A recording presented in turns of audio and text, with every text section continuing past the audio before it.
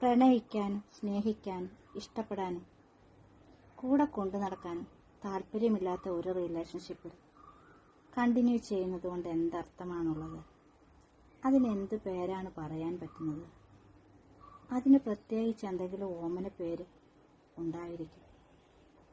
ആ റിലേഷന് താല്പര്യമുണ്ടെങ്കിൽ മാത്രം അങ്ങനെയുള്ള റിലേഷൻഷിപ്പിൽ കണ്ടിന്യൂ ചെയ്യണം.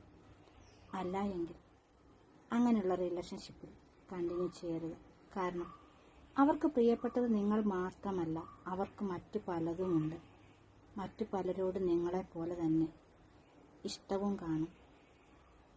അതുകൊണ്ട് മാത്രമായിരിക്കും അവർ അതിനൊന്നും തയ്യാറാവാത്തത്. അല്ല എങ്കിൽ അവർ അതിന് തക്കതായ റീസൺ എന്താണെന്നുള്ളത് നിങ്ങളോട് പറയുക തന്നെ ചെയ്യും.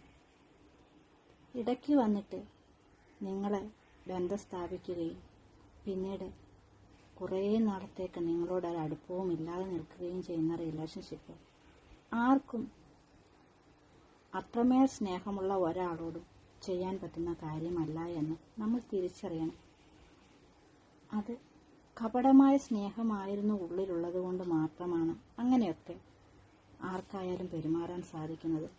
ശരിക്കും ആത്മാർത്ഥമായിട്ട് സ്നേഹമുള്ളവരാരും ഒരു മെസ്സേജോ ഒരു കോളോ ഇട്ട് സുഖവിവരങ്ങൾ അന്വേഷിക്കാതെ ഇരിക്കുകയില്ല. അത് പോകുന്നെങ്കിൽ പോയിക്കോട്ടെ, നീ ഇല്ലെങ്കിലും എനിക്ക് കുഴപ്പമില്ല എന്ന് കാണിക്കുകയാണ് എന്ന് മനസ്സിലാക്കുക. അവർ മറ്റുള്ളവരോടൊപ്പം ഹാപ്പിയായിട്ടിരിക്കുന്നുണ്ടല്ലോ, അതുമാത്രം നമ്മൾ കണക്കാക്കിയാൽ മതി. അവർക്ക് നമ്മുടെ വേദനയോ നമ്മുടെ ദുഃഖമോ ഒന്നും അവർക്കൊരു പ്രശ്നവുമല്ല. ഇനി നമുക്ക് എന്ത് സംഭവിച്ചാലും അതൊന്നും അവരെ ബാധിക്കുകയേ ഇല്ല.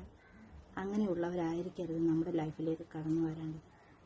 നമുക്ക് ചെറിയ ഒരു വേദന ഉണ്ടായാൽ പോലും അത് മനസ്സിലാക്കുന്ന ഒരു വ്യക്തിയായിരിക്കണം നമ്മുടെ ലൈഫിലേക്ക് കടന്നു വരേണ്ടത്. അങ്ങനെയുള്ള വ്യക്തികളെയാണ് നമ്മളെപ്പോഴും നമ്മോടൊപ്പം നിർത്താൻ ആഗ്രഹിക്കേണ്ടത്. അതിന് ഹൃദയത്തിൻ്റെ ഭാഷ മാത്രം മനസ്സിലാക്കുന്നവർ മതി. അല്ലാതെ അതിന് പ്രത്യേകിച്ച് സൗന്ദര്യമോ ഒന്നും ആവശ്യമില്ല. ഒരു ഹൃദയത്തിൻ്റെ ഭാഷ എന്താണോ, ഹൃദയത്തിൻ്റെ വേദന എന്താണോ, ഹൃദയത്തിൻ്റെ സന്തോഷം എന്താണോ എന്ന് മനസ്സിലാക്കാൻ പാകത്തിൽ അതിനെ ആഴത്തിൽ അറിയുന്ന ഒരു വ്യക്തി മാത്രമായിരിക്കണം എപ്പോഴും നമ്മളോടൊപ്പം ഉണ്ടാവേണ്ടത്.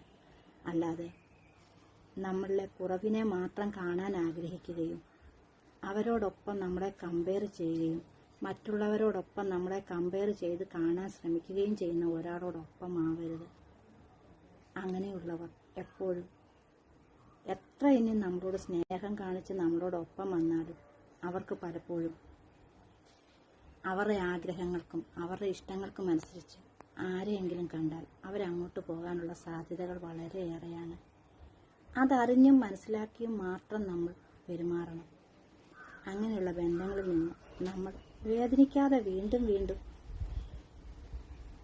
ഇരിക്കാൻ വേണ്ടി അവിടെ നിന്ന് മാറി നടക്കണം. എപ്പോഴും ഒരു വ്യക്തിയെ സംബന്ധിച്ച് പറഞ്ഞാൽ വേദനകൾ മാത്രം ഏറ്റുവാങ്ങിയ ഒരു വ്യക്തിയെ വീണ്ടും വീണ്ടും അങ്ങനെയുള്ള കാര്യങ്ങളാകുമ്പോൾ വേദനകൾ മാത്രം ഉണ്ടാകുകയുള്ളൂ. ആർക്കും ഹൃദയത്തിനേറ്റ മുറിവിനെ മൂടി വയ്ക്കാനോ മറച്ചു വയ്ക്കാനോ ഒരിക്കലും അത് ഓർമ്മിക്കാതിരിക്കാനോ സാധിക്കുകയില്ല. മറക്കാനായി ആഗ്രഹിക്കുമ്പോഴും അത് ഹൃദയത്തിലേക്ക് ആഴത്തിൽ മുറിവേൽപ്പിച്ചുകൊണ്ടിരിക്കുകയേ ഉള്ളൂ, ഓർമ്മപ്പെടുത്തലായി എത്തുകയേ ഉള്ളൂ. അതിനെ ഒരിക്കലും മാറ്റിവെക്കാനോ മറച്ചു വയ്ക്കാനോ മൂടി വയ്ക്കാനോ സാധിക്കുകയില്ല. അതറിഞ്ഞ് മാത്രം മറ്റുള്ളവരുടെ അടുത്ത് ആരായാലും പെരുമാറുക.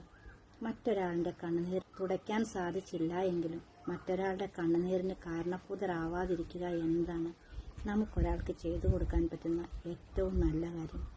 നമ്മളൊരു റിലേഷൻ കീപ്പ് ചെയ്യുമ്പോൾ തന്നെ നമ്മളുടെ സത്യസന്ധമായ കാര്യങ്ങളെല്ലാം അവരോട് പറയുകയും നമ്മളുടെ ആഗ്രഹം എന്താണ് എന്ന് അവരെ ബോധ്യപ്പെടുത്തുകയും ചെയ്തതിന് ശേഷം മാത്രം നമ്മൾ ഏത് റിലേഷൻഷിപ്പ് ആയാലും കീപ്പ് ചെയ്യുക.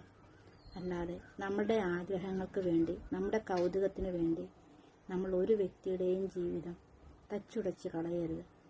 ചിലപ്പോൾ അതൊരു മനുഷ്യ ജീവിതം തന്നെ ഇല്ലാതാക്കാനുള്ള അവസരം ഒരുക്കുമെന്ന് തിരിച്ചറിയുക തന്നെ.